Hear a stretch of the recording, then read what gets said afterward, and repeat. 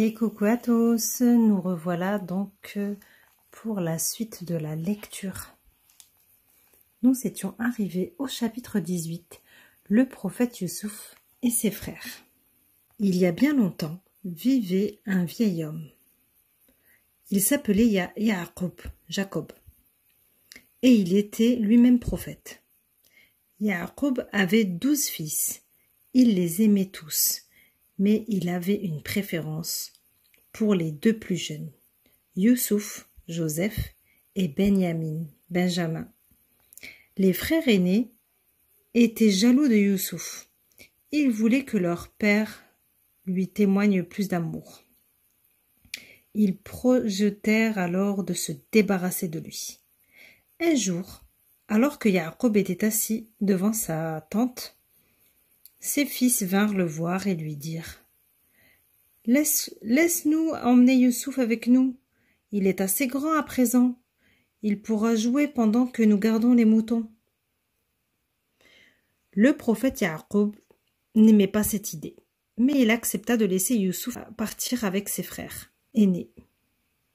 Lorsqu'ils s'éloignèrent un peu du village, ils saisirent le prophète Youssouf et le jetèrent dans un puits asséché. Le prophète Youssouf atterrit au fond du puits. En relevant la tête, il pouvait voir le ciel très loin au-dessus de sa tête.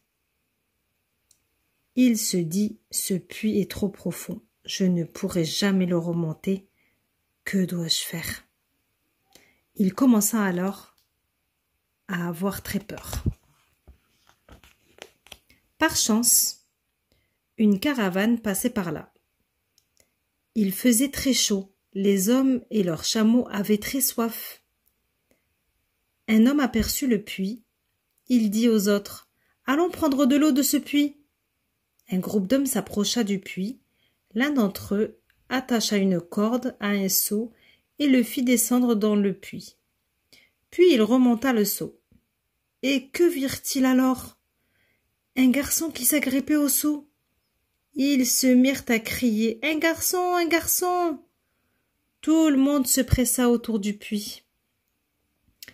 Ils étaient très surpris. Ils allaient en Égypte et décidèrent de prendre le prophète Youssouf avec eux. Ils dirent « Nous le vendrons au marché. Un homme riche l'achètera sûrement. » Arrivés en Égypte, ils le vendirent à El-Aziz. Le prophète Youssouf grandit en Égypte. De nombreuses années s'écoulèrent avant qu'il ne revoie ses frères, et de bien plus nombreuses encore avant qu'il ne revoie son père. Mais ceci est une autre histoire. Chapitre 19. Le prophète Youssouf et le rêve du roi. Youssouf était un prophète d'Allah. Allah subhanahu wa ta'ala accorde toujours des dons particuliers aux prophètes. Il a donc accordé un don particulier à Youssouf. Il lui a appris à interpréter les rêves. Un jour, le roi d'Égypte fit un rêve étrange. Voici ce qu'il vit en rêve. Il y avait là 7 vaches grasses dans un champ.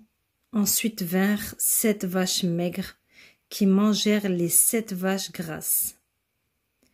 Après cela, le roi vit 7 épis de blé verts.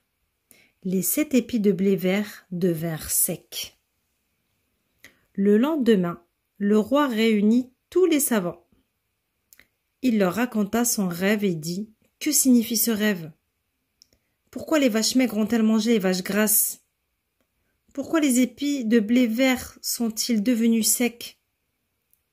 Mais personne ne connaissait la réponse. L'un des serviteurs du roi connaissait le prophète Youssouf. Il savait qu'il interpréterait les rêves. Il parla de lui au roi. Le roi ordonna de faire venir le prophète Youssouf. Ce dernier se présenta au palais. Le roi lui raconta son rêve et lui dit « Sais-tu ce que signifie ce rêve ?» Le prophète Youssouf commença. Les 7 vaches grasses signifient qu'il y aura 7 années de prospérité. Elles seront suivies de 7 années de sécheresse. Les 7 épis de blé vert qui deviennent secs signifient la même chose. Après 7 années de bonnes récoltes, il y aura 7 années de mauvaises récoltes. Le roi fut très content du prophète Youssouf. Il le nomma ministre, responsable des réserves du royaume. En effet, les récoltes furent bonnes durant 7 années. Le prophète Youssouf entreprit de stocker tout le surplus de blé dans des greniers. Lorsque la sécheresse arriva, les champs devinrent arides. Aucune graine ne pouvait pousser sur cette terre sèche. C'est alors que le prophète Youssouf ouvrit les greniers.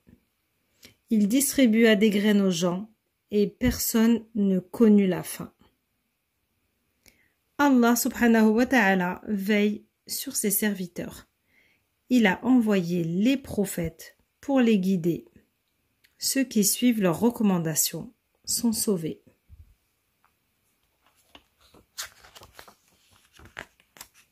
Chapitre 20. Le prophète Chouaïb et le tremblement de terre. Il y a bien longtemps, il y avait 2 villes. L'une d'elles s'appelait Madian et l'autre Eika. Elles étaient bâties sur les côtes de la mer Rouge. De nombreux navires traversaient la mer et arrivaient là. Ils transportaient à leur bord des commerçants étrangers qui ramenaient de belles choses d'autres pays pour les vendre sur les marchés. Les peuples de Madian et d'Aïka achetaient ces belles choses. Ils les chargeaient sur leurs chameaux, puis ils traversaient le désert. Ils vendaient ces beaux produits étrangers aux habitants des autres villes. Les peuples de Madian et d'Aïka étaient des commerçants très intelligents. Ils avaient de grandes échoppes sur les marchés. Leurs boutiques étaient toujours pleines de monde.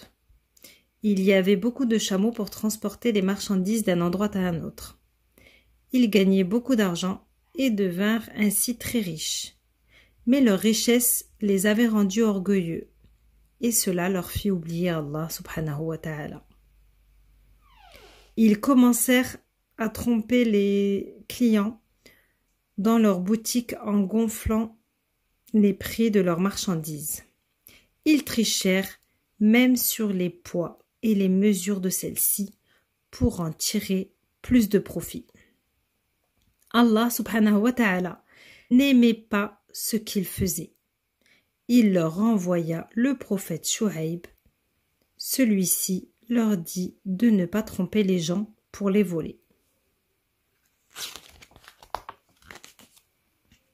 Pesez les choses correctement, mesurez les choses convenablement, donnez aux gens en fonction de ce qu'ils ont payé. Les dirigeants du peuple se moquèrent du prophète Chouaïb. Ils répondirent: Nous ferons ce qui nous plaît. Tu es seul, tu es faible. Pourquoi devrions-nous t'écouter? Quitte la ville et arrête de prêcher, ou nous te jetterons des pierres. Nous ne voulons aucun conseil venant de toi. Le prophète Chouaïb dit: Je ne veux pas me disputer avec vous. J'essaie seulement de changer votre comportement autant qu'il soit possible de le faire. Je place ma confiance en lui. Et vers lui je me tourne pour demander pardon pour le mal que j'ai pu faire. Allah subhanahu wa ta'ala accorda un répit aux gens afin qu'ils écoutent le prophète Chouaïb. Il leur donna une chance de cesser de voler les autres, mais ils ne se préoccupèrent pas de ce que le prophète disait. Alors, un événement terrible se produisit. Allah subhanahu wa ta'ala fit trembler la terre, les maisons furent secouées et les murs s'écroulèrent. Les pierres des murs et des toits tombèrent sur les gens endormis. Ils périrent écrasés. Seul le prophète Chouaïb et les gens de bien furent sauvés. Allah subhanahu wa ta'ala n'aime pas les tricheurs. Il n'aime pas les mensonges. Il aime les gens qui ne trichent pas et ne mentent pas. Il aime les gens honnêtes et sincères. Chapitre 21. L'homme le plus patient. Il y a fort longtemps, en terre de Syrie, vivait un homme qui s'appelait Ayoub, Job. Il aimait beaucoup Allah subhanahu wa ta'ala. Allah fit de lui un homme très sage et il fit de lui un homme très riche. C'était également un prophète. Le prophète Ayoub possédait beaucoup de champs ainsi que beaucoup de moutons. Sa maison était très grande et il avait beaucoup de serviteurs. Aussi ses enfants étaient très bons.